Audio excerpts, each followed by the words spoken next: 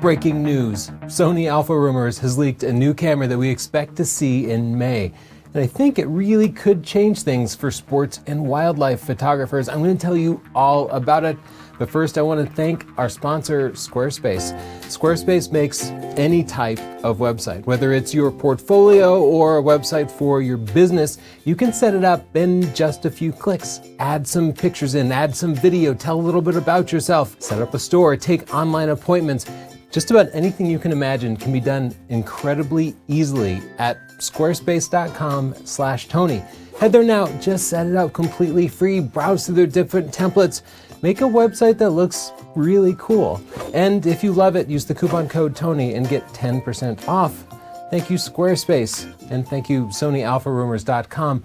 Here's a wrap-up of what they had to say about it. It's going to be an APS-C camera, so a smaller sensor than we see on cameras like the Sony Alpha 1 and the Sony A7 series cameras, or like the Sony A6600, and the sensor should be all new. Sony Alpha Rumors is predicting that it's going to be about 30 megapixels, and that tracks with the high-end cameras from Fuji and Canon right now. Let's look at the price points for the current lineup. Now, we have full-frame cameras, mirrorless cameras from Canon and Nikon at $1,000, the Canon RP and the Nikon Z5, and you know what? They're both great cameras.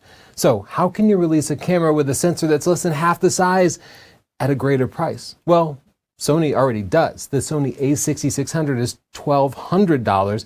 The Fujifilm X-T4 is $1,700. That matches the price of some full-frame cameras like the Sony A7 III and the Sony A7C, and of course beats those less expensive full-frame cameras. So right now we see it's not only sensor size that determines the cost of a camera. That's kind of counterintuitive because for so many years, all we cared about was image quality. But now we start to care about other things like the power of the autofocus system and the number of frames per second, especially for sports and wildlife shooters.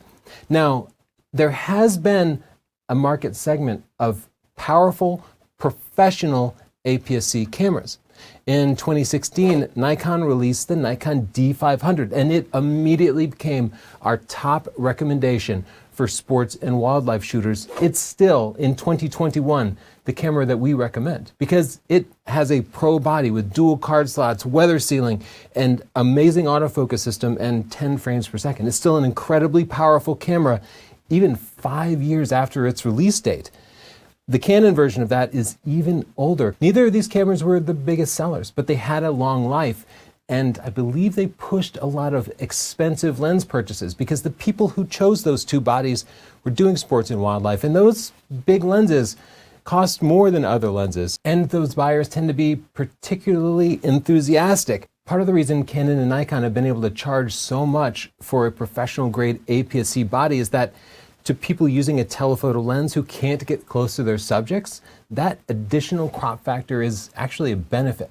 It provides additional detail by really packing pixels tight into a smaller space, increasing pixel density. This essentially gives you the effects of cropping an extremely high resolution full-frame sensor.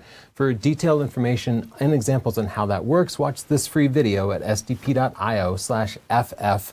crop. Now, a bit of history. The Nikon D500 was launched in 2016 alongside the Nikon D5, and it immediately earned the nickname the Baby D5. The bodies were similar. They both had lighted buttons, but the D500 was less than a third of the price. And that meant that a lot of people who couldn't spring $6,500 for a full-frame sports body went for the D500, and they're really happy about it. It's almost a halo effect, right? Like the Corvette versus the Chevy Camaro. You drool over the Corvette, but when you go into the showroom, you actually don't have the budget for it, so you make yourself happy with the Camaro. This halo effect is how a lot of businesses drive volume sales at the lower end. I think this new camera is going to be called the Sony A6900, and it's going to be nicknamed the Baby Alpha 1. You see, the new Alpha 1 A1 from Sony has gotten a huge amount of publicity because it shoots 50 megapixel pictures at 30 frames per second. It's absolutely amazing, and it's $6,500. We love it, but very few people are going to be willing to spend that much money for sports and wildlife. And that's why we think Sony is going to leverage that brand value and publicity and release one that's a little bit more attainable but won't directly steal sales from the Alpha 1. I think the way the specs are going to shake out are somewhere between 20 and 30 frames per second. See, I can't decide if this is going to be a baby A9 or a baby A1, but the A9 never got that much publicity, not as much as the A1, so I think they'd rather nickname it the baby A1, and that might actually mean that the Sony a6900 name isn't going to be right. Maybe it'll be a Sony 1000. I think it'll have 30 megapixels or maybe a little bit more, maybe more like 32 megapixels, because that's what the Canon has. And I think they will not put an anti-aliasing filter on it, so we get just as much sharpness as possible. If you were to scale this up to a full frame sensor, that would be a pixel density equivalent to about 67 megapixels on a full frame camera.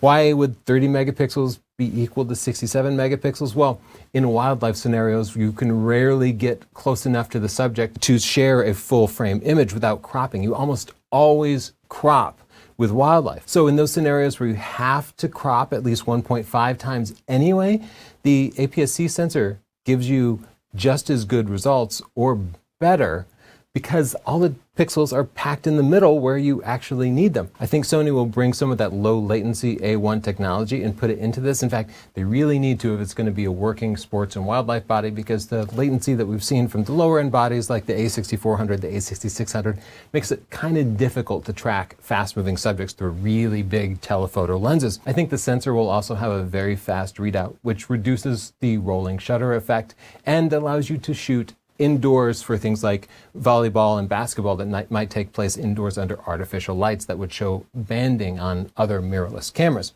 I think they'll take that animal eye autofocus technology and maybe even refine it a little bit, something I'm sure we'll see in a firmware update for the Alpha 1. I expect it to have 4K 60 video, and I've been debating this. Will it have one card slot or two?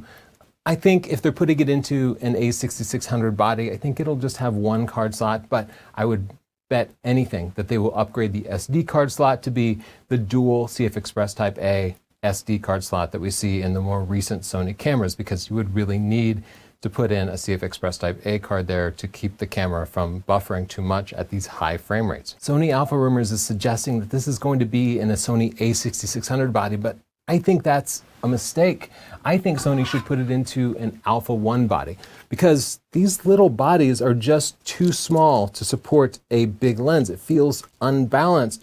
If you're a sports or wildlife photographer, you frequently have to shoot in the cold and the rain, and that means you're wearing gloves. And the buttons on the back of this are just way too small to really operate with gloves on. You also really need a center electronic viewfinder in line with the lens to help you quickly line up subjects through a telephoto lens. It's not that it's impossible with this rangefinder corner viewfinder style design. It's possible, it's just a little bit harder. And I also think the bigger A1 body would allow them to put two card slots in, and that's one of those features these pros are going to be looking for, because after all, if you spend all day out in the middle of winter trying to get a picture of a snowy owl, and then you get back home and your card fails, that's going to be a really frustrating moment for you. I think the price point needs to come in right at $2,000, and that means it's going to be more expensive than some of Sony's full-frame cameras, and I think that's okay, because after all, this isn't just any camera, it's the baby A1. Be sure to subscribe to see our full take on it, as well as our upcoming review. Thanks so much, and in the comments down below, I'd love to hear what you want to see from this camera. And also, thank you to our sponsor, Squarespace. Squarespace is the first place you should go for any website. Squarespace.com/Tony will allow you to set something up completely free, browse through their beautiful templates, and you know what? You're going to find out that even you can be a web designer. I don't care if you've never done it before. It's incredibly easy for anybody to set up and make a beautiful website that looks perfect on desktop computers, laptop computers, smartphones, tablets, because Squarespace's designers know what they're doing. Even if you don't, you'll still be able to make it completely yours and customize it in every way possible. So get started today, squarespace.com/Tony. And after you love it, use the coupon code TONY to get 10% off. Thanks for your support. Bye.